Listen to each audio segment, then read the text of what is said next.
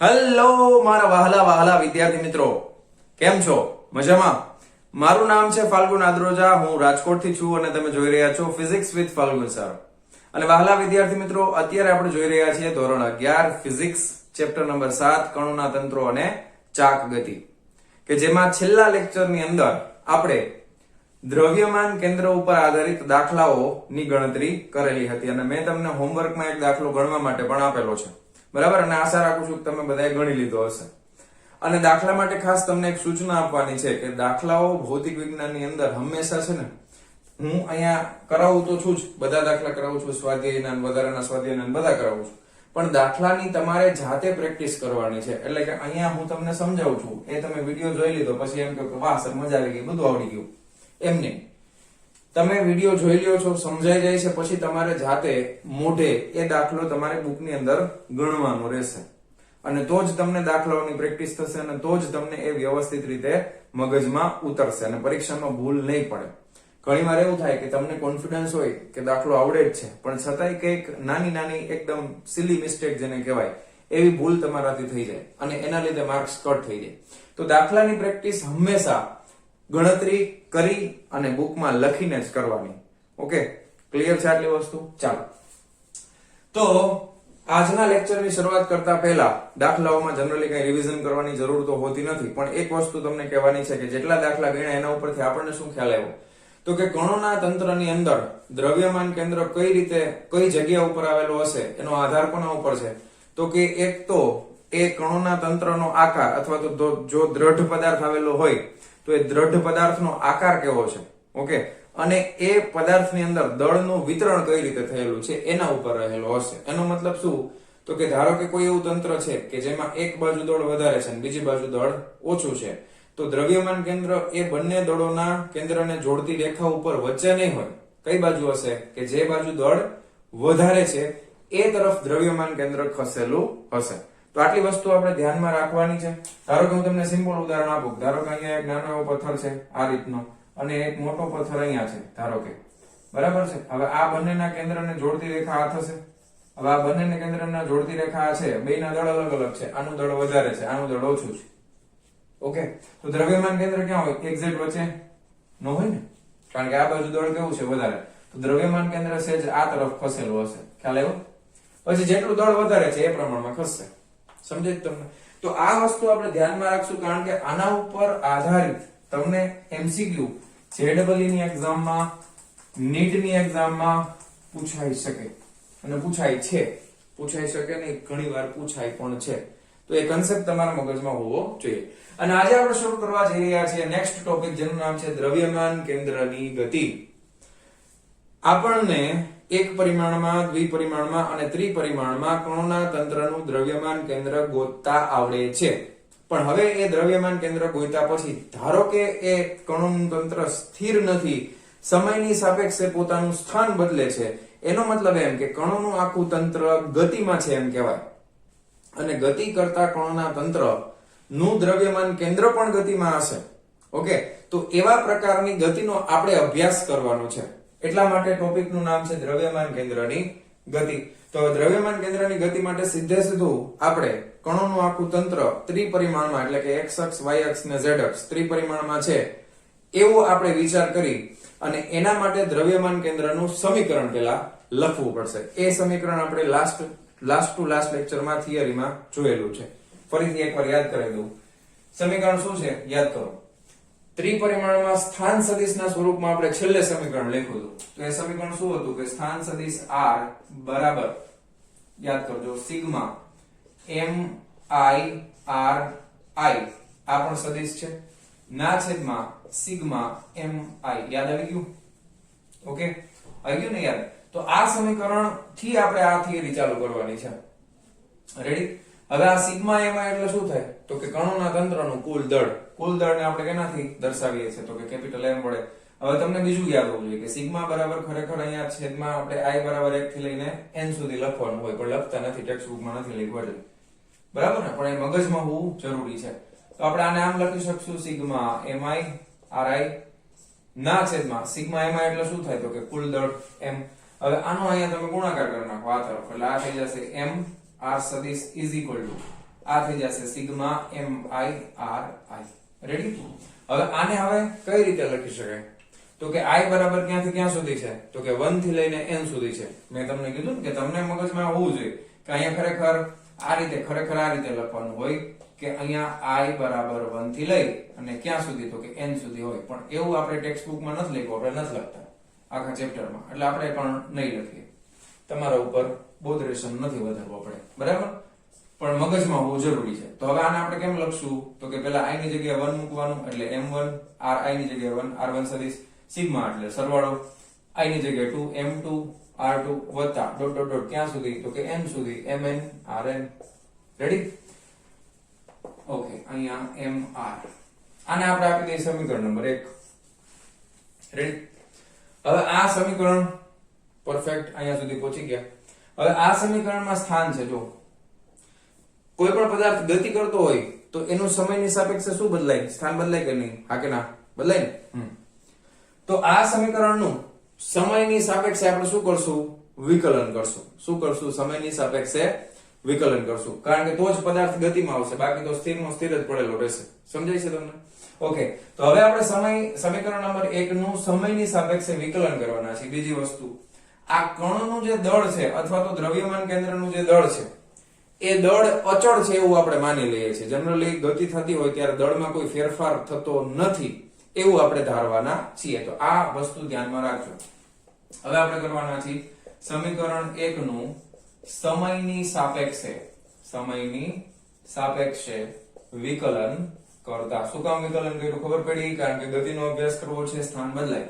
Okay, તો capital M બહાર નીકળી જશે. વિકલન આવડે ને? કોની સાપેક્ષે કરવાનું? સમયની સાપેક્ષે. વિકલનમાં ખાસ યાદ રાખવાનું, જે વસ્તુ જેની સાપેક્ષે બદલાતી હોય એમાં જ dv બાય ટૂંકમાં જે કંઈ પણ આવતું હોય d સમથિંગ બાય dt આવશે. અહીંયા આગળ r છે તો સ્થાન સમયની સાપેક્ષમાં બદલાય છે, પણ દળ અચળ છે એટલે દળ એમ લખી નાખવાનું. અહીંયા વિકલન dr ના છેદમાં dt. ઓકે, દળ બરાબર ઇક્વલ ટુ m1 તો અચળ છે, dr1 ના છેદમાં dt વત્તા m2 દળ અચળ છે, dr2 ના છેદમાં dt plus dot dot dot plus mn તો અચળ છે, drn ના છેદમાં dt. ખ્યાલ આવી ગયો? હવે બોલો dr by dt આ કોના જેવું દેખાય તમને? આપણે જનરલી સ્થાન માટે x યુઝ કરતા ને, dx by dt લખતા. તો સ્થાન નું સમયની સાપેક્ષે વિકલન શું આપે? તાત્ક્ષણિક વેગ, તત્કાલીન વેગ. યાદ આવી થિયરી? તો આના બરાબર શું લખી શકાય? વેગ v લખી શકાય. પણ આ દ્રવ્યમાન કેન્દ્રના સ્થાન સદિશમાં થતો ફેરફાર છે એટલા માટે આપણે આનો વેગ છે અને કેપિટલ v સંજ્ઞા વડે દર્શાવશું. તો આપણે લખી નાખીએ કે અહીં d capital R by dt બરાબર કેપિટલ v વેગ સદિશ રાશિ છે એ દ્રવ્યમાન કેન્દ્રનો વેગ છે તથા આ બધા નાના નાના પણ હશે ને કે dr1 બાય dt બરાબર v1 કહી દઈએ, એને સ્મોલ v1 નામ આપી દેશું. એ પ્રથમ કણનો વેગ છે. પછી એ જ રીતે dr2 ના છેદમાં dt એટલે શું થાય? તો કે વેગ v2 એ બીજા કણનો વેગ છે તથા drn ના છેદમાં dt બરાબર vn એ n માં કણનો વેગ છે. બરાબર? આ રીતે હવે આ બધી કિંમત આપણે આ સમીકરણમાં મૂકી દેશું. ઓકે, તો જો શું મળે છે? તેથી કેપિટલ M આ કેપિટલ V બરાબર m1 અહીંયા આવશે v1 વત્તા m2 v2 વત્તા ડોટ ડોટ ડોટ વત્તા mn vn. થઈ ગયું? રેડી? કોઈ પ્રોબ્લેમ નથી ને? આને આપણે આપી દઈએ સમીકરણ નંબર 2. હવે એક વસ્તુ ધ્યાનથી સાંભળજો, ખાલી સાંભળજો, સમજજો બરાબર. આ દળ ગુણ્યા વેગ એને શું કહેવાય? દળ ગુણ્યા વેગ શું કહેવાય? વેગમાન કહેવાય. પણ વેગમાન વિશેની સંપૂર્ણ ચર્ચા આ થિયરી કમ્પ્લીટ થઈ પછી આપણે કરવાના છીએ. પણ તમારા મગજમાં હોવું જોઈએ કે દળ ગુણ્યા વેગ એટલે થશે વેગમાન. આ દ્રવ્યમાન કેન્દ્રનું વેગમાન થાય, આ પહેલા કણનું વેગમાન થાય, આ બીજા કણનું વેગમાન થાય, આ ત્રીજા ડોટ ડોટ ડોટ આ n માં કણનું વેગમાન થશે. પણ વેગમાનની ચર્ચા મેં કીધું એ પ્રમાણે આના પછીની થિયરીમાં કરવાના છીએ, એટલે એમાં આગળ વધતા નથી. આપણે અહીંયાથી જ આગળ વધી જશું સીધે સીધા. વેગમાનને અત્યારે સ્કીપ કરી દઈશું, પણ મગજમાં હોવું જરૂરી છે. ઓકે, ચાલો આ વેગ થઈ ગયો. પણ એવું કે લખ્યું છે આમાં કે અચળ વેગવાળી ગતિ, ખાલી ગતિ લખ્યું છે. તો બની શકે ને કે ગતિ અચળ ન હોય. ગતિ અચળ ન હોય તો કેવી હોય? તો કે પ્રવેગી ગતિ હોય અથવા પ્રતિપ્રવેગી ગતિ હોય. ખ્યાલ આવ્યો તમને? તો પ્રવેગ એટલે શું? તો કે વેગમાં થતા ફેરફારનો સમય દર. એટલે ફરી પાછું આ સમીકરણનું શું કરવાનું? સમયની સાપેક્ષે વિકલન. રેડી? તો સમીકરણ 2 નું સમયની સાપેક્ષે વિકલન કરતા, ચાલો વિકલન કરી નાખી. એમ તો અચળ જ છે, પેલા કીધું તો એમ બધી વાર દર વખતે કહેવાની જરૂર નથી. તો dv by dt is equal to m1 dv1 ના છેદમાં dt plus m2 dv2 ના છેદમાં dt plus dot dot dot plus mn dvn ના છેદમાં dt. રેડી? ઓકે, હવે તમને ખબર હશે dv by dt એટલે શું થાય? તો કે પ્રવેગ થાય. તો પાછા અહીં dv by dt બરાબર પ્રવેગની સંજ્ઞા સ્મોલ h છે, પણ અહીંયા આપણે વેગને કેપિટલ v થી દર્શાવ્યું છે, તો અહીંયા પ્રવેગને પણ કેપિટલ a થી દર્શાવશું ટેક્સ્ટ બુક પ્રમાણે. બટ જનરલી છે ને કેપિટલ v સંજ્ઞા મોટા ભાગે આપણે કદ માટે વાપરવાના છીએ અને કેપિટલ a સંજ્ઞા મોટા ભાગે આપણે ક્ષેત્રફળ માટે વાપરવાના છીએ. પણ ટેક્સ્ટ બુકમાં વાપર્યું છે એટલે વાપરીએ, બાકી તમને ખબર હોવી જોઈએ એ જરૂરી છે. તો dv by dt બરાબર કેપિટલ A સદિશ આ પ્રવેગ છે. ઓકે, એટલે અહીંયા લખવું પડશે કે a દ્રવ્યમાન કેન્દ્રનો પ્રવેગ છે તથા બાકી નાનું લખી નાખી dv1 by dt બરાબર સ્મોલ a1 સદિશ a પ્રથમ કણનો પ્રવેગ છે, પછી dv2 by dt બરાબર સદિશ a2 એ બીજા કણનો પ્રવેગ છે. ઓકે, અને છેલ્લું dvn by dt બરાબર an એ n માં મોમાં લખી ગયું લાગે એવું લાગે ને, n માં કણનો પ્રવેગ છે. ઓકે, તેથી આપણે આ સમીકરણને કેવી રીતે લખીએ ગઈ? તો કે કેપિટલ M આના બરાબર કેપિટલ A સદિશ બરાબર m1 a1 સદિશ વત્તા m2 a2 સદિશ વત્તા ડોટ ડોટ ડોટ વત્તા mn an સદિશ. રેડી? કોઈ વાંધો નથી? આવું ક્યાંય ભણ્યા છો? ma માં બળ બરાબર માં. તેથી જો યાદ રાખજો, હવે શું થશે તો કે આને એમ નામ રાખું છું અત્યારે m1 a1 f બરાબર માં બળ બરાબર દળ ગુણ્યા પ્રવેગ. પણ આ પેલા કણ માટે છે, તો પેલા કણ માટેનું બળ છે ને f1 સદિશ કહેવાય વત્તા બીજા કણ માટેનું બળ છે ને f2 plus dot dot dot plus fn. n માં કણનું બળ છે અને fn વડે દર્શાવશું. ઓકે, ખ્યાલ આવ્યો? હવે બોર્ડ ઉપર જગ્યા ઓછી છે, પણ આ કેવી રીતે આવ્યું? ન્યૂટનનો ગતિનો કેટલામો નિયમ? બીજો નિયમ. બરાબર? f બરાબર માં દળ ગુણ્યા પ્રવેગ. ઓકે, આ શું છે? તો કે આ દ્રવ્યમાન કેન્દ્ર ઉપર લાગતું બળ છે. તો એ બળ કોના બરાબર થાય છે? તો કે સ્વતંત્ર એવા દરેક કણો ઉપર લાગતા બળોના સદિશ સરવાળા જેટલું થાય છે. જો આના ઉપરથી શું ખબર પડી? આના ઉપરથી આપણને શું ખબર પડી? તો કે દ્રવ્યમાન કેન્દ્ર ઉપર લાગતું બળ એ તંત્રના સ્વતંત્ર કણો ઉપર લાગતા બળોના સદિશ સરવાળા જેટલું થાય છે. ખ્યાલ આવી? તમને આટલી ખબર પડી? હજી મારે આના ઉપરથી ઘણી બધી વસ્તુઓ શીખવાની છે, સમજવાની છે કે આ બળ કયું છે, બાહ્ય બળ છે કે આંતરિક બળ છે. એ બધું સમજાવવા માટે હવે જગ્યા થોડીક બોર્ડ ઉપર ઓછી છે, તો એટલા માટે તમે વિડીયો પોઝ કરી અને આટલી વસ્તુ લખી નાખો, છાપી મારો, અને પછી આપણે આગળ વધીએ છીએ. ચાલો, રેડી? ચાલો લખી નાખજો, જવા દઉં છું. ચાલો વિદ્યાર્થી મિત્રો, તો ફાઇનલી આપણને આ સમીકરણ મળે છે capital M into capital A સદિશ બરાબર f1 વત્તા f2 વત્તા ડોટ ડોટ ડોટ fn.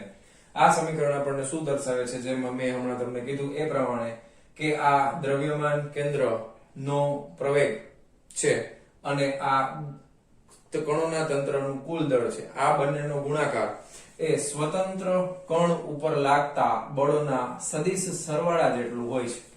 ખ્યાલ આવ્યો? આ સમીકરણ ઉપરથી આપણને એવું જાણવા મળે છે. હવે અગત્યની વસ્તુ એ છે કે કોઈ એક કણ ઉપર જે બળ લાગે છે એ બળ કયું છે? બળ બે રીતે લાગી શકે ને, બહારથી લાગી શકે અથવા અંદર ને અંદર લાગતું હોય, એક કણ બીજા કણ ઉપર લગાવતો હોય. તો આ બળમાં બંને વસ્તુઓનો સરવાળો, બંને વસ્તુનો સમાવેશ કરવામાં આવશે. તો આ F1 છે એમાં આપણે બાહ્ય બળ પણ લેશું વત્તા આંતરિક બળ પણ લેશું. ખ્યાલ આવ્યો? બંને બળોનો આપણે સમાવેશ કરશું. પણ હવે ન્યૂટનનો ગતિનો ત્રીજો નિયમ છે એ આપણને શું કહે છે કે કોઈ પણ બે વસ્તુ, કોઈ પણ બે બળ હોય, બરાબર, તો આઘાત અને પ્રત્યાઘાત સમાન મૂલ્યના અને પરસ્પર વિરુદ્ધ દિશાના હોય. ખ્યાલ આવ્યો? હવે બળ હંમેશા જોડીઓમાં જ લાગતું હશે. આંતરિક બળ છે ને એને ન્યૂટનનો ગતિનો ત્રીજો નિયમ લાગુ પડે છે, કારણ કે બળ હંમેશા જોડીઓમાં હોય છે એ વસ્તુ. તો એને હું તમને આકૃતિ દ્વારા સમજાવવાનો પ્રયત્ન કરું. ધારો કે આ રીતના કોઈ એક કણોનું તંત્ર છે, ધારો કે આ કણોનું તંત્ર છે. એ કણોના તંત્રનું દ્રવ્યમાન કેન્દ્ર ધારો કે આ જગ્યા ઉપર આવેલું છે, તો દ્રવ્યમાન કેન્દ્ર C છે. હવે આની ડાબી તરફ એક કણ રહેલો છે, ધારો કે અહીંયા, આને આપણે કણ નંબર 1 કહી દઈએ. આની જમણી તરફ એક કણ રહેલો છે, કણ નંબર 2. ઓકે, હવે અહીંયા જે બ્લુ માર્કર થી કરું છું એ દ્રવ્યમાન કેન્દ્ર તરફ જે બળ લગાવે છે, આંતરિક બળ, કણ નંબર 1 અને કણ નંબર 2 એ હું દર્શાવું છું. કણ નંબર 1 છે એ આ તરફ બળ લગાવે છે, ધારો કે આટલું. કણ નંબર 2 કણ નંબર 1 ઉપર બળ લગાવે છે એ આ તરફ છે, એ આટલું છે. એક ઉપર, એક દ્વારા લાગતું બળ 2 ઉપર. કોના ઉપર બળ લાગે છે? 1 ઉપર. તો F1 કોના ઉપર લગાવે છે? તો કે 2 ઉપર. તો F12 વડે દર્શાવાય. અને F2 2 ઉપર લાગતું બળ કોણ લગાવે છે? તો કે 1, એટલે F21. એક નંબરના કણ ઉપર બીજા નંબરનો કોણ બળ લગાવે છે, બીજા નંબરના કણ ઉપર પહેલા નંબરનો કોણ બળ લગાવે છે. આ રીતે બધા કણો એકબીજા ઉપર લગાવતા હોય. તો આ બળ છે બ્લુ કલર વાળા, એ આંતરિક બળો છે. ધારો કે આ બંને કણો ઉપર બાહ્ય બળ લાગે છે.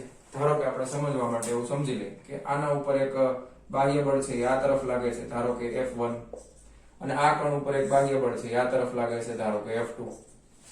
ઓકે, હવે આનો જો ફ્રી બોડી ડાયાગ્રામ બનાવવામાં આવે તો પહેલી વસ્તુ એ કે ન્યૂટનના ગતિના ત્રીજા નિયમ પ્રમાણે આપણને શું ખબર પડે? તો કે આંતરિક બળો જે છે ને એ પરસ્પર સમાન મૂલ્યના વિરુદ્ધ દિશાના હોય. તો ન્યૂટનના ગતિના ત્રીજા નિયમ ઉપરથી F12 બરાબર -F21 થાય. ખ્યાલ આવ્યો? હવે આનો જો FBD બનાવવામાં આવે, ફ્રી બોડી ડાયાગ્રામ, તો અહીંયા સેન્ટર ઓફ માસ છે. હવે F12 જમણી તરફ, ચાલો આ જમણી તરફ F12, હવે આ જેટલું છે એટલું જ F21 છે, એ ડાબી તરફ છે. તો આનું પરિણામી બળ શું આવ્યું? 0 થઈ ગયું. આ સેન્ટર ઓફ માસ છે. પણ બાહ્ય બળનું 0 થશે નહીં. બાહ્ય બળનું 0 થાય નહીં. ખ્યાલ આવે તમને? હવે આના ઉપર એક બળ F1 આ તરફ લાગે છે, એક બળ F2 આ તરફ લાગે છે, એટલે એક F આ બાજુ છે એ F2 છે અને આ તરફ લાગે છે એ F1. કારણ કે બધાય બળોને આપણે અહીંયા લઈ આવવાના દ્રવ્યમાન કેન્દ્ર પાસે. તો આનું પરિણામી બળ ગોતવું હોય તો સહબાજુનો નિયમ વાપરવો પડે, સમાંતર બાજુ ચતુષ્કોણનો નિયમ. તો આ પરિણામી બળ છે એ તંત્ર ઉપર આટલું લાગે, આ તરફ, ધારો કે આ F છે. ખ્યાલ આવ્યો? તો અહીંયા આગળ આપણે ક્યાંય આંતરિક બળોની ગણતરીમાં લેવાની જરૂર નથી, કારણ કે એ હંમેશા સમાન મૂલ્યના અને વિરુદ્ધ દિશાના હશે. તો અહીંયા આગળ પણ આમાં આપણે આંતરિક બળોને ધ્યાનમાં લેશું નહીં. સમજાઈશ તમને શું કહેવા માંગુ છું? તો આ કેસની અંદર આંતરિક બળોને ધ્યાનમાં લેવાના નહીં થાય, કારણ કે આંતરિક બળો હંમેશા સમાન મૂલ્યના દરેક કણ ઉપર હોય અને પરસ્પર વિરુદ્ધ દિશામાં હોય. આ બધાના આંતરિક બળનો સરવાળો કરો તો જવાબ શું આવે? 0. તત્સર્વમ શૂન્યમ શૂન્યમ. એટલે માત્ર બાહ્ય બળોને જ ધ્યાનમાં લેવાના હોય છે. હવે આને જવા દઉં, આ ખાલી સમજાવવા માટે મેં કરેલું છે. જવા દઉં, ચાલો. તો આ સમીકરણને આપણે લખવું હોય ફરીથી તો કેવી રીતે લખી શકાય? તો કે આ સમીકરણને હવે આમ લખી શકાય કે m * a સદિશ બરાબર કુલ બળ, આના બરાબર કુલ બળ છે, એને EXT લખાય. F એક્સટર્નલ એટલે કે કણોના તંત્ર પર લાગતું બાહ્ય બળ. કયું બળ? બાહ્ય બળ. કારણ કે આંતરિક બળ તો 0 છે. ખ્યાલ આવી ગયો? કારણ કે આંતરિક બળ તો 0 છે, એટલે કણોના તંત્ર ઉપર કયું બળ લાગે છે? માત્ર બાહ્ય બળ જ લાગે છે.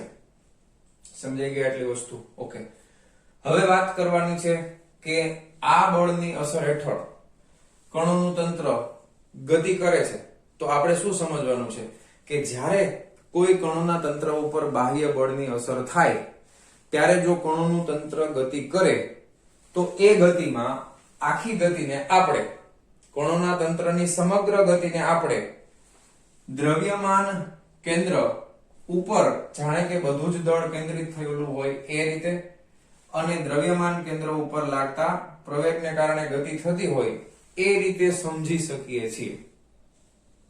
સમજાઈ ગયું શું કહેવા માંગુ છું?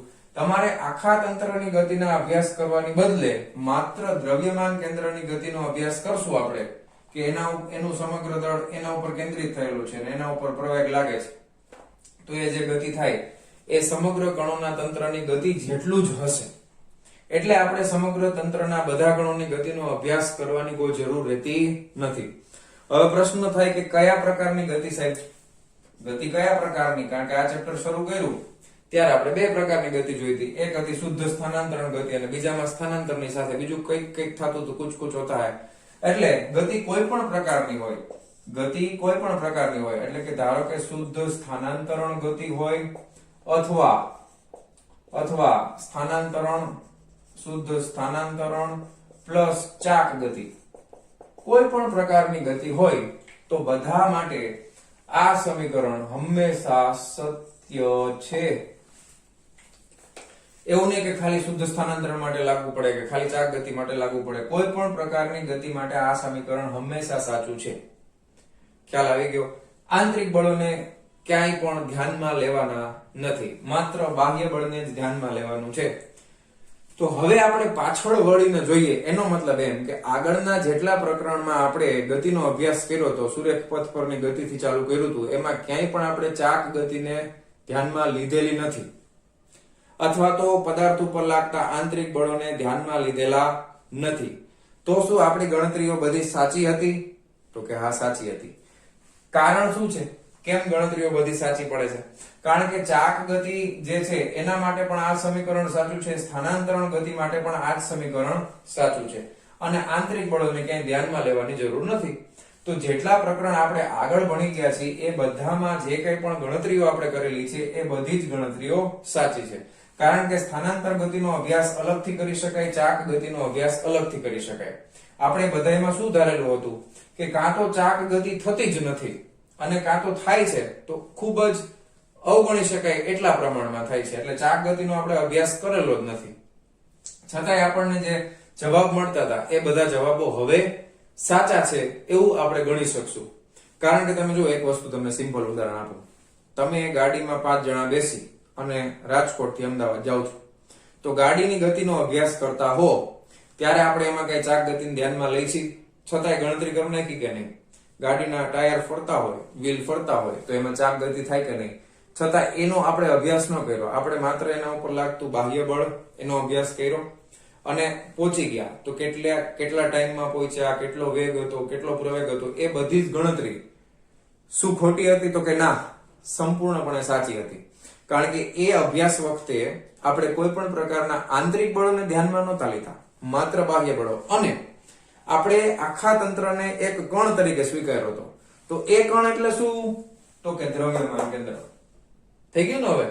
કારણ કે ગાડીને એક કણ તરીકે સ્વીકારીને આમ અભ્યાસ કરીએ તો એ કણ એટલે શું? તો કે આખા આ જે દ્રવ્યમાન કેન્દ્ર છે એ જ હતું, બીજું કઈ નહોતું. ખ્યાલ આવી ગયો? તો બધી ગણતરીઓ જૂની છે એ આપણી બધી જ ગણતરીઓ સાચી પડશે. સમજાઈ ગઈ થિયરી? તો આ હતું દ્રવ્યમાન કેન્દ્રની ગતિ. દ્રવ્યમાન કેન્દ્રની ગતિ. હજી એક ઉદાહરણ આપ્યું છે. ધારો કે દ્રવ્યમાન કેન્દ્ર ગતિ કરતું હોય તો એકદમ સિમ્પલ ઉદાહરણ ધારો કે આપણે લઈએ. ધારો કે તમને ફટાકડા ફોડવાનો બહુ શોખ છે દિવાળીમાં. હમણાં જ દિવાળી ગઈ, તમે ઘણા ફટાકડા ફોડ્યા હશે. એમાં ફટાકડા ઉપરથી વાટ ઓલી હોય ને એમાં થોડુંક ખેંચી અને પછી અગરબત્તીને અડાડી અને પછી ફટાકડો હાથમાં પકડી અગરબત્તી અડે એટલે ફાટ દઈને આમ ઘા નથી કરતા. તો ફટાકડાની ગતિ છે આ રીતના પ્રક્ષિપ્ત ગતિ થાય કે નહીં? થાય કે નહીં? હવે ધારો કે ફટાકડો ફૂટે નહીં તો અહીંયા સુધી પહોંચી જશે, પણ ધારો કે ફટાકડો છે એ પ્રક્ષિપ્ત ગતિ કરતા કરતા અહીંયા આવીને ફૂટે છે તો શું થાય? તો કે પેલા તો આ કોનું ઉદાહરણ છે? તો કે પ્રક્ષિપ્ત ગતિનું ઉદાહરણ છે. ફટાકડાનું સમગ્ર દ્રવ્યમાન કેન્દ્ર, કોઈ પણ પદાર્થનું દ્રવ્યમાન કેન્દ્ર છે એનો આ ગતિપથ દર્શાવેલો છે. આ દ્રવ્યમાન કેન્દ્રનો ગતિપથ છે. પણ ધારો કે અહીંયા આગળ એમાં વિસ્ફોટ થાય છે. આ પદાર્થની અંદર પદાર્થ એટલે તમે ફટાકડો સમજો. આ પદાર્થની અંદર વિસ્ફોટ થાય છે. શું થાય છે? તો કે વિસ્ફોટ થાય છે ભાઈ. વિસ્ફોટ થાય એટલે શું થાય? તો કે એના બધા જ કણો છે એ બધી દિશામાં વિખેરાઈ જશે ને, અને બધા છે એના ઉપર બળ કયું લાગે છે? આ આખા કેસની અંદર બાહ્ય બળ કયું લાગે છે? બ્લુ કલર થી લખું. બાહ્ય બળ કયું છે સમગ્ર તંત્રમાં? તો કે બાહ્ય બળ છે એ માત્ર ગુરુત્વાકર્ષણ બળ છે. કયું છે? ગુરુત્વાકર્ષણ બળ. હવે આ ફટાકડાના બધા જ દ્રવ્યો વિખેરાય અને પછી જમીન ઉપર પડે ને, છતાં પણ છે ને જો આના દ્રવ્યમાન કેન્દ્રની ગતિનો પથ છે ને એ આ રીતનું જશે. એવું કેમ? કારણ કે વિખેરાઈ ગયા છતાંય તમે એનું દ્રવ્યમાન કેન્દ્ર ગોતો ને, ધારો કે અમુક સમય પછી તમે ગોતો ને અહીંયા બધા ફેલાયેલા હશે, એનું દ્રવ્યમાન કેન્દ્ર ગોતો ને તો અહીંયા જ આવે. એ આવતા આવતા આવતા સમગ્ર ગતિ દરમિયાન આ રીતે જ આવશે. ખ્યાલ આવ્યો? તો આ રીતની એક આકૃતિ દ્વારા તમને સમજાવવાનો પ્રયત્ન કર્યો છે કે દ્રવ્યમાન કેન્દ્ર નો ગતિપથ પહેલા જે રીતે તમે અભ્યાસ કરતા હતા, આપણે પ્રક્ષિપ્ત ગતિનો અભ્યાસ કર્યો હતો, તો એમાં જે રીતની ગતિ થાય છે એ જ રીતની ગતિ આમાં પણ થશે. વિસ્ફોટ થઈ જાય છે છતાં પણ. શું કામ? કારણ કે હવે આખા પદાર્થના બદલે એનું દ્રવ્યમાન કેન્દ્ર આ પથ ઉપર ગતિ કરે છે એવી કલ્પના આપણે કરી શકાય, અને તો પણ આપણો જવાબ સાચો જ મળશે. ખ્યાલ આવી ગયો? તો આ હતું દ્રવ્યમાન કેન્દ્રની ગતિ. Ready? Theory concept clear? Okay, perfect. તો આટલી વસ્તુ નોટ ડાઉન કરો અને હવે આપણે આગળ વધીએ છીએ આના પછીની થિયરીની સાથે. ચાલો જવા દઉં છું. ચાલો વિદ્યાર્થી મિત્રો, નેક્સ્ટ થિયરી છે કણોના તંત્રનું રેખીય વેગમાન. તો કણોના તંત્રનું રેખીય વેગમાન, તો સૌથી પહેલા તમને શું શું યાદ હોવું જોઈએ? તો કે તમને પહેલા તો રેખીય વેગમાન યાદ હોવું જોઈએ. તો ચાલો યાદ કરીએ. રેખીય વેગમાન. તો રેખીય વેગમાનની સંજ્ઞા શું છે? બોલો. P સદિશ. ઓકે, વેગમાન કેવી રાશિ છે? સદિશ. અને આ કયું છે? તો કે રેખીય વેગમાન છે. કારણ આ શબ્દ શું કામ રેખીય વાપરો? એવો ઘણા પ્રશ્ન થાય છે. બીજું આવશે તો કે આવશે આ કોણીય વેગમાન આવશે. બરાબર? એટલા માટે આ રેખીય વેગમાન, સીધી લીટી વાળું જે હોય એને રેખીય વેગમાન કહેવાય. ઓકે, તો રેખીય વેગમાન P સદિશ બરાબર દળ ગુણ્યા વેગ. વેગ પણ કેવી રાશિ છે? સદિશ રાશિ છે. તો આને આપણને ખ્યાલ છે, આને શું કહેવાય? તો કે રેખીય વેગમાન કહેવામાં આવે છે. ઓકે, આના પછી હજી એક વસ્તુ આપણે યાદ કરીએ, ન્યૂટનનો ગતિનો બીજો નિયમ. તો આ બે વસ્તુ આપણે યાદ કરવાની છે. તો કે ન્યૂટનનો ગતિનો બીજો નિયમ. હવે ન્યૂટનનો ગતિનો બીજો નિયમ શું કહે છે? કે F બરાબર દળ ગુણ્યા પ્રવેગ. એના સિવાય હજી શું કહે છે? યાદ કરો. ન્યૂટનનો ગતિનો બીજો નિયમ એમ કહે છે F બરાબર dp/dt વેગમાનમાં થતા ફેરફારનો સમય દર બરાબર બળ થશે. યાદ આવી ગયું? આ બે વસ્તુ આપણે આગળ શીખી લીધી છે અને એને જ આપણે આ કણોના તંત્રના રેખીય વેગમાનમાં યુઝ કરવાના છીએ. આટલું યાદ આવી ગયું? આ ખાલી આપણે યાદ કર્યું. હવે આપણે થિયરીમાં આગળ વધવાનું છે. ધારો કે n કણોનું બનેલું એક તંત્ર છે કે જેની અંદર n કણોનું બનેલું તંત્ર અને કણોના દળ અનુક્રમે, ધારો કે કણોના દળ કેવા છે અનુક્રમે? તો કે m1 છે, ઓકે, પછી m2 છે, m3 છે, પછી ક્યાં સુધી? તો કે mn છે. તથા અનુક્રમે તેમના વેગ કેટલા છે? તો કે પેલા m1 દળના કણનો વેગ v1, m2 દળના કણનો વેગ v2, m3 દળના કણનો વેગ v3 અને ડોટ ડોટ ડોટ ક્યાં સુધી? તો કે n કણના દળનો વેગ vn છે. બરાબર? ક્લિયર? આટલા દળ વાળા કણો છે. બધા જ કણોનો વેગ અનુક્રમે v1, v2, vn છે. તો આ બધા જ કણોનું રેખીય વેગમાન હશે ને. તેથી n કણોના તંત્રનું રેખીય વેગમાન કેટલું થાય? તો કે બધાના રેખીય વેગમાનનો સદિશ સરવાળો. દરેકે દરેક કણના રેખીય વેગમાનનો સદિશ સરવાળો હોય એટલું રેખીય વેગમાન કણના તંત્રનું થાય. એટલે n કણો છે તો પેલા માટે m1 v1 વત્તા બીજા કણનું રેખીય વેગમાન m2 v2 વત્તા ડોટ ડોટ ડોટ ક્યાં સુધી આવશે તો કે mn vn સુધી આવશે. n કણો છે એટલે mn vn. ખ્યાલ આવી ગયો? ઓકે, કઈ વાંધો, કઈ પ્રોબ્લેમ નથી ને? ચાલો ભાઈ, તો આ કણોના તંત્રનું રેખીય વેગમાન છે. હવે એક કુલ રેખીય વેગમાન છે અને આપણે કેપિટલ P તરીકે દર્શાવી દઈએ. હવે આ શું છે તો કે પેલા કણનું રેખીય વેગમાન, આ બીજા કણનું રેખીય વેગમાન, ડોટ ડોટ ડોટ આ n માં કણનું રેખીય વેગમાન છે. તો આ પેલા કણના રેખીય વેગમાનને p1 સદિશ વડે વત્તા બીજા કણને p2 સદિશ વડે ડોટ ડોટ ડોટ વત્તા n માં કણને pn સદિશ વડે દર્શાવી શકાય. તો આ આપણને એક સમીકરણ મળ્યું, કેપિટલ P બરાબર p1 p2 dot dot dot. હવે આ સમીકરણ છે ને, આને આપણે સમીકરણ 1 આપી દઈએ. યાદ કરો, હમણાં જ આગળની જ થિયરીમાં મેં તમને શું કીધું હતું, એક સમીકરણ આવ્યું ત્યારે કે યાદ રાખજો, કામ આવશે આના પછીની થિયરીમાં. યાદ છે કે નહીં? તો એ સમીકરણ હું અહીંયા લખું છું, એની હારે આપણે આને સરખાવવાના છીએ. એ સમીકરણ શું હતું તો કે વેગમાન એટલે દળ ગુણ્યા વેગ થાય ને. ઓકે, તો દ્રવ્યમાન કેન્દ્ર માટે આપણે સમીકરણ લખ્યું હતું. દ્રવ્યમાન કેન્દ્ર માટે આ તંત્રનું કુલ દળ m અને તંત્રનો કુલ વેગ હતો v ઇઝ ઇક્વલ ટુ શું હતું તો કે એના માટે m1 v1 હતું પ્લસ m2 v2 હતું plus dot dot dot mn vn હતું. યાદ છે આ સમીકરણ? તો આ સમીકરણ ધારો કે આપણે સમીકરણ નંબર 2 આપી દઈએ. તો સમીકરણ 1 અને 2 ઉપરથી તમે શું કહી શકો તો કે જો આ બે સમીકરણ છે, આમાં જમણી બાજુ તો સરખી છે તો ડાબી બાજુ સરખી થવી જોઈએ ને. ખ્યાલ આવ્યો તમને? સમીકરણ 1 અને 2 ઉપરથી આ p1 છે, આ p2 છે, આ p3 pn છે, તો p બરાબર શું થઈ જશે? m into v. ઓકે, તેથી લખી શકાય કે તેથી સમીકરણ 1 અને 2 પરથી 1 અને 2 ઉપરથી શું ખબર પડે તો કે તંત્રનું કુલ રેખીય વેગમાન બરાબર તંત્રનું કુલ દળ ગુણ્યા એના વેગના ગુણાકાર જેટલું થશે. ઓકે, તો આ સમીકરણ પેલું સમીકરણ આપણને મળે છે p બરાબર m into v. આ સમીકરણ ઉપરથી શું ખબર પડશે તો કે તંત્રનું કુલ રેખીય વેગમાન, યાદ રાખો કેપિટલ P છે એ શું છે તો કે તંત્રનું કુલ રેખીય વેગમાન. તો આપણે આના ઉપરથી શું લખી શકાય? આપણે લખી નાખીએ કે તંત્રનું કુલ રેખીય વેગમાન એ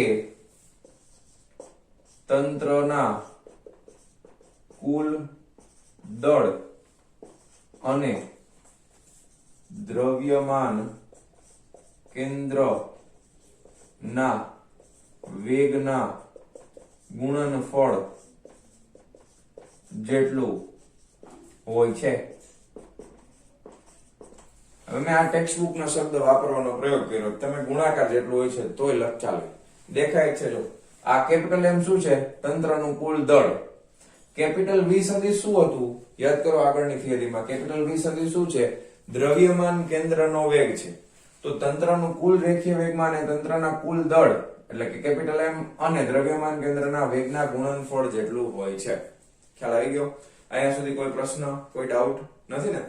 હવે આપણે હજી આ શું કર્યું તો કે જો આપણે બે વસ્તુ યાદ કરી હતી, ખાલી રેખીય વેગમાન તો એ કણોના તંત્ર માટે લાગુ પાડી દીધું ને. આપણને ખાલી રેખીય વેગમાન આવડતું હતું, એ કોના માટે લાગુ પાડી દીધું? આપણે કણોના તંત્ર માટે. કેટલા કણો છે તો કે n કણોનું બનેલું તંત્ર છે, એના માટે રેખીય વેગમાન લાગુ પાડી દીધું. હવે ન્યૂટનનો ગતિનો બીજો નિયમ છે, એ પણ લાગુ પાડવો પડશે ને. જો એ પણ લાગુ પાડીએ તો ન્યૂટનનો ગતિનો બીજો નિયમ શું છે તો કે વેગમાનનું સમયની સાપેક્ષે વિકલન દર્શાવે છે. શું દર્શાવે છે? વેગમાનમાં થતા ફેરફાર નો સમય દર, એને કહેવાય બળ. તો આપણે આ જે સમીકરણ મળે છે આ સમીકરણનું શું કરી નાખીએ? ધારો કે આને સમીકરણ નંબર 3 આપી દઈએ તો સમીકરણનું સમયની સાપેક્ષે વિકલન કરતા, બરાબર ને? સમીકરણ 3 નું સમયની સાપેક્ષે વિકલન કરતા, ચાલો કરી દઈ. આનો સમયની સાપેક્ષે વિકલન કરો. d capital P by dt is equal to capital M દળ એમ નામ રહેશે. ડાબી બાજુ સમયની સાપેક્ષે વિકલન કરો તો જમણી બાજુ કરવું પડે, એક બાજુ હાલે નહીં. ઓકે, હવે m dv by dt હવે આ તો શું થઈ ગયું છે યાદ કરો પ્રવેગ છે ma બરાબર હજી યાદ કરો ma આના બરાબર આપણે આગળની થિયરીમાં શું લખ્યું હતું કે F બરાબર માં થાય બળ બરાબર દળ ગુણ્યા પ્રવેગ પણ બળ કયું તો કે બે બળ હતા એક આંતરિક બળ હતું એક બાહ્ય બળ હતું પરંતુ આપણને ખબર છે કે અહીંયા આગળ કણોના તંત્રનું આંતરિક બળ ન્યૂટનના ગતિના ત્રીજા નિયમ પ્રમાણે શૂન્ય થઈ જશે શું કામ કારણ કે દ્રવ્યમાન મેં તમને આકૃતિ દોરીને સમજાવ્યું ને દ્રવ્યમાન કેન્દ્ર ઉપર લાગતું બળ હોય બરાબર આંતરિક બળ તો બધા જ આંતરિક બળો છે લગભગ સમાન મૂલ્યના અને વિરુદ્ધ દિશાના હોય તેમનું પરિણામી બળ કેવું થાય 0 એટલે આ તંત્ર ઉપર ખાલી કયું બળ ગણવામાં આવશે તો કે બાહ્ય બળ તો એના માટે આપણે લખીએ છીએ કે અહીંયા આગળ લખશું આપણે ડાયરેક્ટ F એક્સટર્નલ રેડી આ કોના બરાબર છે તો કે બાહ્ય બળ બરાબર છે તો આ પ્રકારનું એક સમીકરણ આપણને મળશે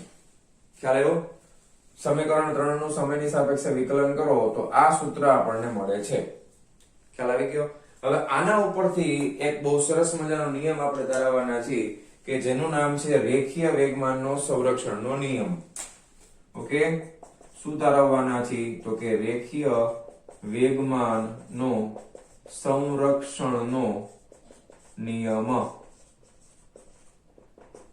ઓકે રેખીય વેગમાન સંરક્ષણનો નિયમ અથવા વેગમાનનો ન લખો ચાલો રેખીય વેગમાન સંરક્ષણનો નિયમ રેખીય વેગમાન સંરક્ષણનો નિયમ કેવી રીતે તારવશું જો તંત્ર પર લાગતું બાહ્ય બળ શૂન્ય હોય તો શું થાય ધારો કે તંત્ર ઉપર બાહ્ય બળ લાગતું જ નથી તો શું થાય તો વિચારીએ કે જો તંત્ર પર લાગતું કુલ બાહ્ય બળ શૂન્ય હોય તો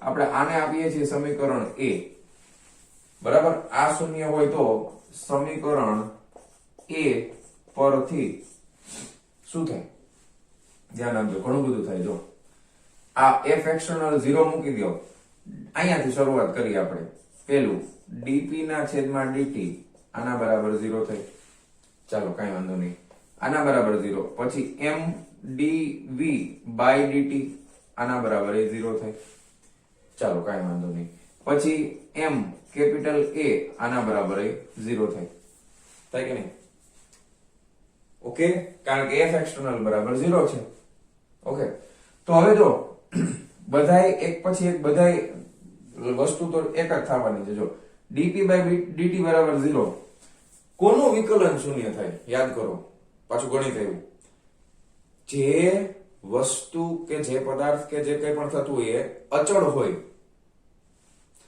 ઓકે જે ભૌતિક રાશિ અચળ હોય આપણા માટે ફિઝિક્સ છે તો અહીંયા આગળ ભૌતિક રાશિ આવશે p છે એ એક ભૌતિક રાશિ છે ને વેગમાન તો જે ભૌતિક રાશિ અચળ હોય એનું સમયની સાપેક્ષે વિકલન શૂન્ય થાય આ વસ્તુ યાદ હોવી જોઈએ તેથી તમે લખી શકો કે તેથી કેપિટલ P બરાબર અચળ કારણ કે આ 0 થાય એનો મતલબ એમ કે વેગમાન છે એ કેવું છે રેખીય વેગમાન અચળ તો જ વિકલન શૂન્ય થાય બીજી વસ્તુ આપણે એ સ્વીકારેલી છે કે અહીં દળ શૂન્ય નથી બરાબર એટલે કે m does not equal to 0 તંત્ર n કણોનું બનેલું છે અને તંત્રનું દળ શૂન્ય નથી બરાબર છે દળ કંઈક ને કંઈક તો છે તો m does not equal to 0 છે તેથી તમે આ સમીકરણ ઉપરથી શું કહી શકો બીજી વસ્તુ ઉપરથી આ પહેલા ઉપરથી કીધું બીજા ઉપરથી તમે શું કહી શકો કે તેથી dv સોરી કેપિટલ v લખ્યું છે ઓકે dv by dt બરાબર 0 થાય કારણ કે m તો 0 નથી છેદમાં લઈ જઈ શકો ને તેથી તમે શું કહી શકો કે કેપિટલ V બરાબર અચળ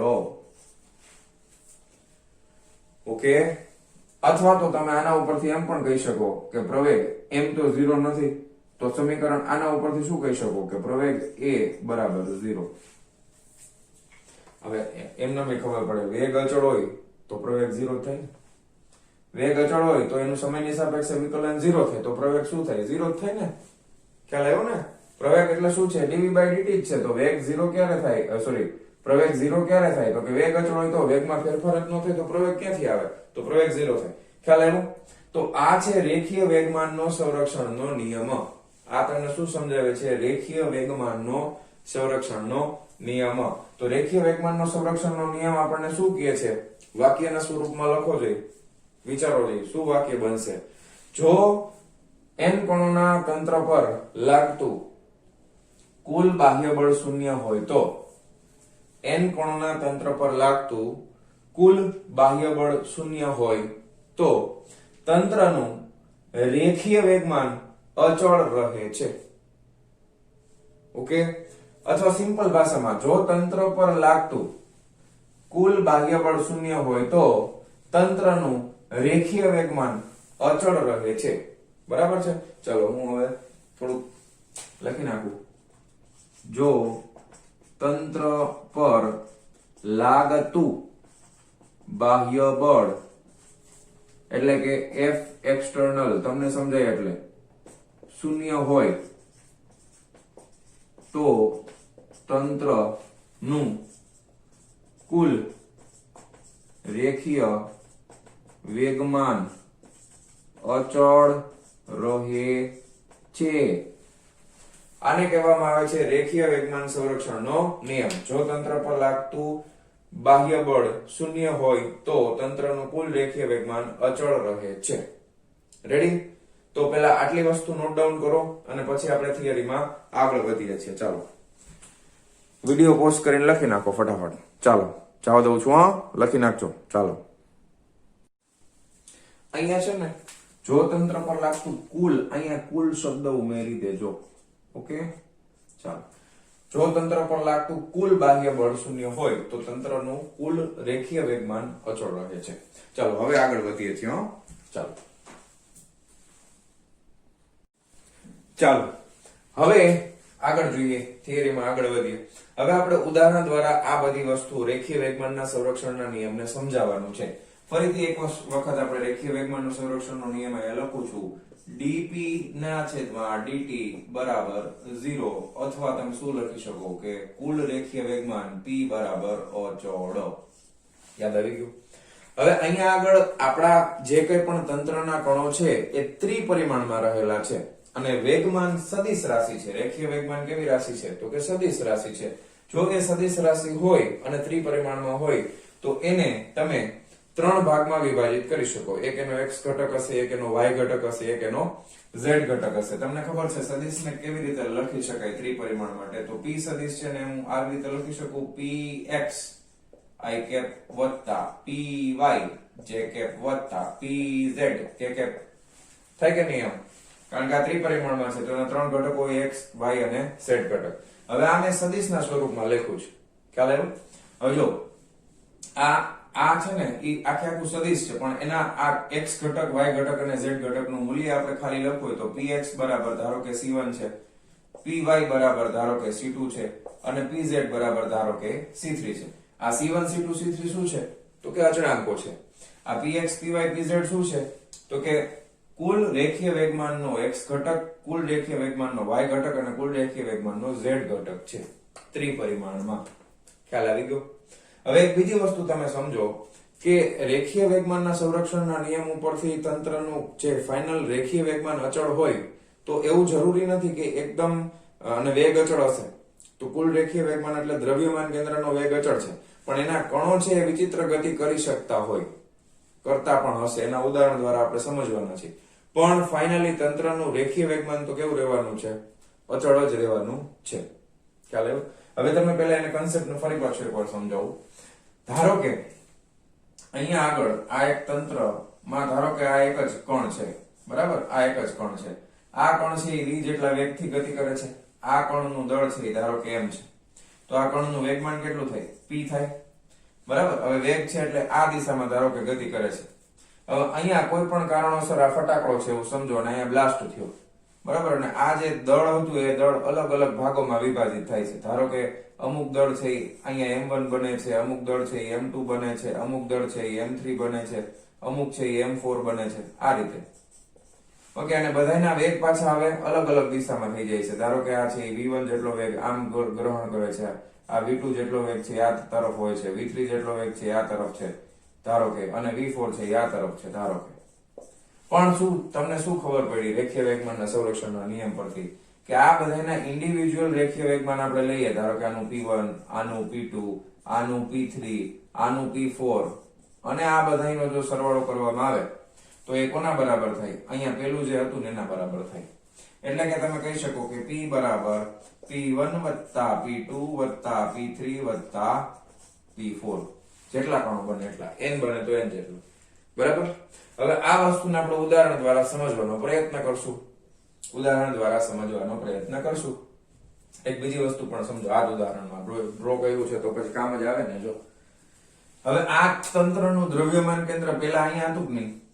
અહીંયા હોય ને, કારણ કે ગોળ હતું અહીંયા. તો દ્રવ્યમાન કેન્દ્રની ગતિ કઈ બાજુ છે? તો કે આ આખું તંત્ર આ તરફ ગતિ કરે છે. તો દ્રવ્યમાન કેન્દ્ર સેન્ટર ઓફ માસ પણ આ તરફ જ ગતિ કરતું હશે ને. તો સમયના જે ક્ષણ પછી તમે જોવો છો, ધારો કે આ જગ્યાએ જોવો છો, તો આ તંત્રનું દ્રવ્યમાન કેન્દ્ર છે ને, સેન્ટર ઓફ માસ, ઈ આ જ રેખા ઉપર અહીંયા હશે. જે ક્ષણે તમે વિચારતા હો ને, એ જ્યાં સુધી કણો આગળ ગતિ ચાલુ રાખશે ત્યાં સુધી દ્રવ્યમાન કેન્દ્ર આ તરફ જ હશે. કારણ કે આ બધા તંત્રનું દ્રવ્યમાન કેન્દ્ર મેળવવો તો એ આ રેખા ઉપર જ આવે. ખબર પડી ગઈ? દ્રવ્યમાન કેન્દ્ર મેળવવાની રીત આ રેખા ઉપર જ આવશે. તો આટલી વસ્તુ આપણે ધ્યાનમાં રાખશું. અને હવે આપણે ઉદાહરણ જોવાના છીએ. ચાલો, રેડી? તો પેલું ઉદાહરણ છે એ રેડિયો એક્ટિવ ડીકે કહેવાય. એને શું કહેવાય? Radioactive decay. Radioactive એટલે રેડિયો એક્ટિવ ક્ષય. ગુજરાતીમાં કહીએ તો રેડિયો એક્ટિવ ક્ષય. તમને વિકિરણો વિશે ખ્યાલ હશે. ઓકે, રેડિયેશન શબ્દ સાંભળેલો હશે. તો આપણે ન્યુક્લિયર પ્રક્રિયાઓ જ્યારે શીખવાના છીએ 12મા ધોરણની અંદર, ત્યારે આપણે બધું ડિટેલમાં જોવાના છીએ. એમાં શું હોય તો કે અસ્થાયી ન્યુક્લિયસ હોય અને પોતે સ્થાયી બનવા માટે શું કરે તો કે રેડિયો એક્ટિવ ડીકે થાય. આલ્ફા ક્ષય થાય, બીટા ક્ષય થાય અને ગામા ક્ષય થાય. ઓકે, આલ્ફા, બીટા અને ગામા ક્ષય એમાંથી સતત ચાલુ હોય. તો આપણે અહીંયા જે ઉદાહરણ છે એમાં રેડિયમ નું આલ્ફા ક્ષય થાય છે. એટલે રેડિયમ નું ન્યુક્લિયસ હતું ને, એમાંથી આલ્ફા પાર્ટિકલ નીકળી જાય છે. આલ્ફા એટલે શું? અત્યારે ખાલી સમજો, એ હિલિયમ નો ન્યુક્લિયસ છે. એ શું છે? આલ્ફા પાર્ટિકલ એટલે હિલિયમ નો ન્યુક્લિયસ છે. તો ખાલી સમજવા માટે આપણે એમાં કઈ બહુ અત્યારે ન્યુક્લિયસ ને ન સમજો તો વાંધો નહીં. ધારો કે આપણે આકૃતિ ડ્રો કરીને તમને સમજાવું. ધારો કે અહીંયા આગળ એક રેડિયમ નું ન્યુક્લિયસ છે. આ રે, બરાબર? આ ન્યુક્લિયસ છે રેડિયમ નું. આ રેડિયમ નું ન્યુક્લિયસ છે એ આ તરફ ગતિ કરે છે. ધારો કે ઓકે, આ તરફ પ્રારંભિક વેગથી કઈ ગતિ કરે છે. હવે શું થાય છે તો કે અહીંયાથી છે ને રેડિયો એક્ટિવ ડીકે ચાલુ થાય છે. રેડિયો એક્ટિવ ડીકે ચાલુ થાય એટલે રેડિયમ છે એમાંથી બે ભાગ પડી જશે. એક ભાગ છે ને ઈ એક હિલિયમ નો ન્યુક્લિયસ બને છે, He, અને બીજો ભાગ જે છે ને ઈ રેડોન બને છે. શું બને છે? રેડોન. આ રેડિયમ છે, આ હિલિયમ નો ન્યુક્લિયસ એટલે કે આલ્ફા કોણ છે, અને આ છે ઈ રેડોન છે. બરાબર? રેડોન છે.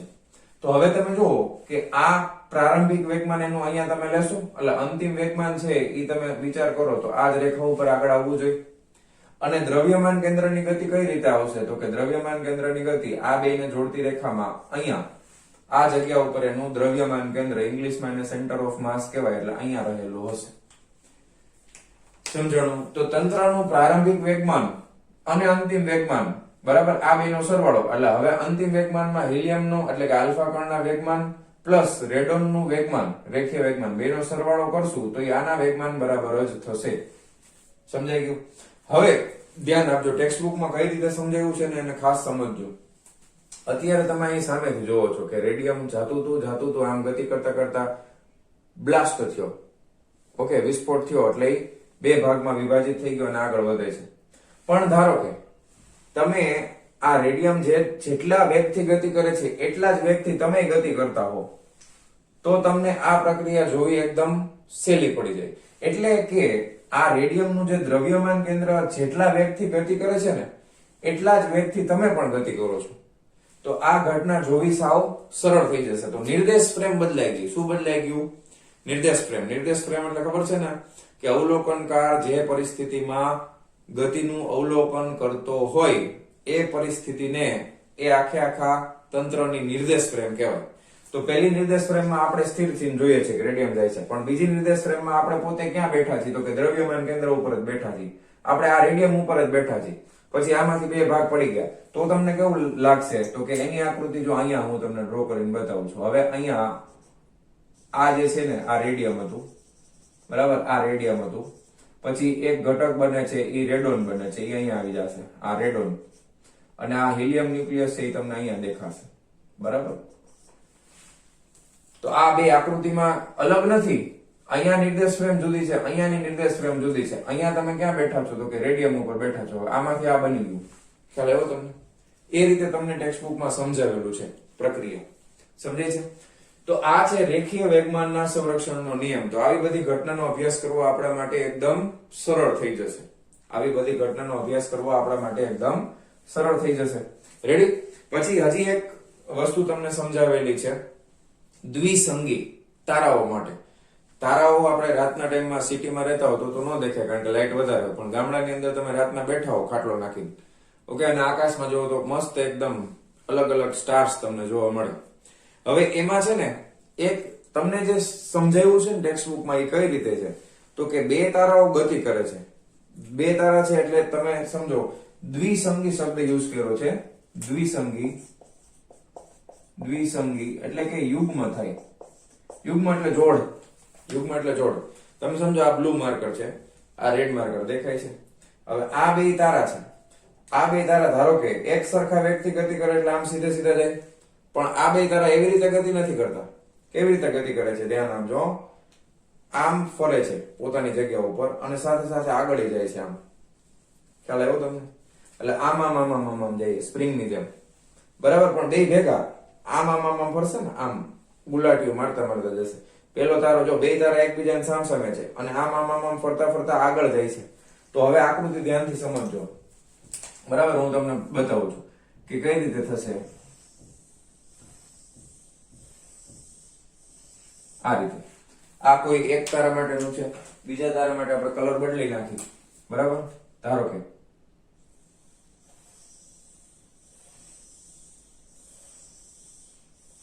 આ રીતે, ઓકે, આ રીતે દ્વિયુગ્મ છે, ઓકે. હવે આ થોડું વ્યવસ્થિત બનાવીએ, જેવડું જ, ઓકે. ઓકે, આના જેવડું જ. હવે તમે માત્ર એકનો વિચાર કરો. ધારો કે કોઈ પણ એકનો વિચાર કરો. સ્ટાર્સ કહેવાય એટલે એક માટે S1 લખેલું છે. ધારો કે કોઈ એક સમયે આ તારો આ છે S1 સ્ટાર એટલે પહેલા તારાનો ગતિપથ છે. આ શું છે? તો કે આમ ગયો, અહીંયાથી આમ ગયો, આમ ગયો, આમ ગયો, આમ ગયો, આ રીતે આમ આગળ વધે છે. ખ્યાલ આવે તમને? હવે આ S1 તારાનો ગતિપથ છે. હવે અહીંયા આગળ એનો વેગ છે એ સ્પર્શકની દિશામાં હોય ને, એટલે આ તારાનો વેગ આ ક્ષણે, જે ક્ષણે મેં દોર્યું છે ત્યારે એનો વેગની દિશા છે એ આ તરફ હશે, બરાબર. ધારો કે એ જ તારો ફરતા ફરતા ફરતા અહીંયા આવે તો એ આમ હવે આમ જાય છે ને, તો એ જગ્યાએ એનો વેગ આ તરફ હશે. ખ્યાલ આવે તમને? વેગની દિશા જુદી જુદી થઈ ગઈ. આ S1 નામનો તારો છે. જો બે તારા ખરેખર તો આમ જ છે અને આમ ફરે છે, ધ્યાન આપજો. જુદા જુદા નથી. સામેથી જોવો તો તમને આમ કેવું દેખાશે એ પણ હવે સમજાવું. ધારો કે બીજો સ્ટાર છે એ S2 નંબરનો તારો છે, સ્ટાર નંબર 2, ઓકે. આ સ્ટાર નંબર 2 છે. એની ગતિ પણ આ જ રીતે છે, આ દિશામાં જાય છે ને, બે કઈ થોડાક અલગ અલગ દિશામાં જાય છે, આ રીતે જ જાય છે. જો તમે વિચારી શકો ને કેવી રીતે ગતિ થાય છે. સાચું ખોટું બોલો? હા કે ના? સમજાય છે ને? હવે અહીંયા મેં બાય મિસ્ટેક ઊંધું કરી નાખ્યું ને. સાચું સાચું આ રીતે કરવાનું તો ભાઈ, આમ જાય છે ને. રેડી? આ રીતે ગતિ કરે છે. પણ એક વસ્તુ તમે વિચારો કે કોઈ વસ્તુ આમ ફરતી હોય. હવે બે તારા જો આમ છે, સામસામે છે, તો હું તમને એમ કહું કે એક દળ અહીંયા અને બીજું દળ અહીંયા, બરાબર. એ રેડ કલર થી જ બતાવો એટલે તમને મસ્ત પરફેક્ટ આ ઉદાહરણ સમજાઈ જાય. આ એક તારો અહીંયા છે, બીજો તારો અહીંયા છે, તો બેનું દ્રવ્યમાન કેન્દ્ર ક્યાં હોય? તો કે બેને જોડતી રેખામાં. અને બે તારાના દળ ધારો સરખા હોય તો દ્રવ્યમાન કેન્દ્ર બે તારાને જોડતી રેખાના મધ્ય બિંદુ ઉપર હોય કે નહીં? એવી રીતે. હવે ધારો કે આ બે તારા જયારે આમ ગતિ કરતા હતા, બરાબર છે, આમ ગતિ કરતા કરતા આગળ જાય છે, તો દર વખતે એનું દ્રવ્યમાન કેન્દ્ર ક્યાં આવશે? તો કે એ તો અહીં સેન્ટરમાં જ આવશે ને, એની વચ્ચે, બેની વચમાં. તો એ દ્રવ્યમાન કેન્દ્ર છે એ તમે એક સીધી રેખા ઉપર કલ્પી શકો છો, બંનેની વચ્ચેથી પસાર થતી રેખા. તો દ્રવ્યમાન કેન્દ્ર હંમેશા ક્યાં હશે? તો કે અહીંયા જ આવેલું હશે, સેન્ટર ઓફ માસ, રેખાના મધ્ય બિંદુ ઉપર, કે જ્યાં બે તારા એકબીજાથી અમુક અંતરે હોય. તો તારાઓની ગતિ તમે જુઓ, એના વેગ છે એ એક દિશામાં નથી, પણ દ્રવ્યમાન કેન્દ્ર એક સરખા વેગથી આ તરફ જાય છે. દ્રવ્યમાન કેન્દ્ર એક સરખા વેગથી જમણી તરફ ગતિ કરે છે. તમારે એમ વિચારવાનું કે ધારો કે તમે આ બે તારાને સ્થિર નિર્દેશ ફ્રેમમાં, તમે અહીંયા સેન્ટર ઓફ માસમાં બેઠેલા છો, તમને શું દેખાય? એક તારો ઉપરથી આમ ગયો તો એ જ સમયે નીચેથી બીજો તારો છે આમથી આમ ગયો, તો એના માટે તમને ટેક્સ્ટ બુકમાં બીજી આકૃતિ દોરીને સમજાવ્યું છે, એ માત્ર વર્તુળ છે. આ જ વસ્તુ છે પણ નિર્દેશ ફ્રેમ બદલાઈ ગઈ. તમે ક્યાં બેઠા છો? તો કે તમે અહીંયા બેઠા છો સેન્ટર ઓફ માસમાં, તો અહીંયા દ્રવ્યમાન કેન્દ્ર છે. તમે જોશો તમને શું દેખાશે? તો કે એક તારો છે એ આ સમયે આમ જાય છે અને બીજો તારો છે એ આ સમયે ધારો કે તમને દેખાશે કે આ તારો છે એ આમ જાય છે. ખ્યાલ આવ્યો? તો બંનેના વેગ જો બેયના વેગ વિરુદ્ધ દિશામાં છે એકબીજાની, પણ દ્રવ્યમાન કેન્દ્રનો વેગ તો આ તરફ આગળની સાઈડ જ છે. ખ્યાલ આવ્યો? તો આ છે વેગમાન સંરક્ષણનો નિયમ. ઓકે, આનો વેગ આ તરફ, જટિલ પ્રક્રિયા છે ને, કણોનો વેગ જો જટિલ થઈ ગયો, પણ દ્રવ્યમાન કેન્દ્રનો વેગ એકદમ સરળતાથી સમજાવી શકાય, સીધી રેખામાં છે, કારણ કે વેગમાન સંરક્ષણનો નિયમ. વેગમાનનું શું થાય છે? સંરક્ષણ થાય છે. ઓકે, તો આ હતી થિયરી કણોના તંત્રનું રેખીય વેગમાન. તો આ ઉદાહરણ ઉપરથી આપણને શું શીખવા મળે છે? આપણને શીખવા મળે છે કે કોઈ પણ પ્રકારની જટિલ ગતિ થતી હોય કણોના તંત્રની, છતાં પણ આપણે દ્રવ્યમાન કેન્દ્રનું વેગમાન અને આખા કણોના તંત્રના વેગમાનને અલગ કરી અને આપણે એનો સરળતાથી અભ્યાસ કરી શકીએ છીએ, કારણ કે પરિણામી અસર છે એ આપણને દ્રવ્યમાન કેન્દ્રની જોવા મળશે.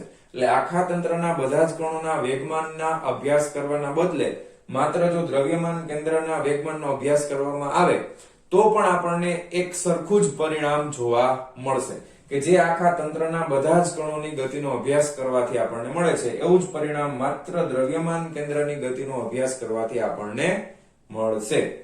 ખ્યાલ આવી ગયો? તો આજના લેક્ચરમાંથી જેટલી વસ્તુ મેં તમને સમજાવેલી છે એ બધી પહેલા તો તમારે ટેક્સ્ટ બુકમાંથી એઝ ડીટો ટુ ડીટો વાંચી લેવાની છે, બરાબર, સમજવાની છે, એના પછી એકવાર લખી લેવાની છે. ક્લિયર? એટલે કોઈ દિવસ નહીં ભૂલાય. રેડી? તો આજનો લેક્ચર આપણે અહીંયા પૂરો કરીએ છીએ. મળીએ છીએ નેક્સ્ટ વિડિયો લેક્ચરમાં આના ઉપર આધારિત અમુક દાખલાઓની સાથે. ટેક્સ્ટ બુકમાં નથી આપેલા પણ હું તમને કરાવીશ પ્રેક્ટિસ માટે, બરાબર? અને એના પછી આપણે ટેક્સ્ટ બુક પ્રમાણે આગળની થિયરીમાં આગળ વધશું. ત્યાં સુધી આવજો.